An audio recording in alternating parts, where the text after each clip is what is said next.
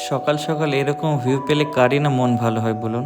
ব্যাস এই ভেবে চলে গেছিলাম আজ সকালবেলায় ছাদে, গিয়ে এরকম ভিউ পেলাম। দিয়ে ছাদ থেকে নিচে চলে এসে দুপুরের খাবার বানিয়ে নিলাম। খাবার বানিয়ে নেওয়ার সাথে সাথে বেরিয়ে পড়লাম চুল কাটানোর উদ্দেশ্যে, তার কারণ প্রচণ্ড পরিমাণে হেয়ার ফল হচ্ছিল। এখানে আমি এটাই বলছি যে চুল কাটানোর পর আমি নিজেই নিজেকে চিনতে পারছি না। তারপর আর কি নিজেকে সান্ত্বনা দিতে দিতে চলে এলাম নিজের বিল্ডিংয়ের উদ্দেশ্যে। ওই যে দূরে দেখছেন ওইটা আমার বিল্ডিং, হ্যাঁ ওখানেই আমি থাকি। দেখতে দেখতে অনেকটাই বেলা হয়ে গেছে, ব্যাস এবার আর কি যাব নিজের বিল্ডিংয়ে। নিজের বিল্ডিংয়েও এমনভাবে যেতে হয় যেন চুরি করে নিজের বিল্ডিংয়ে ঢুকছি।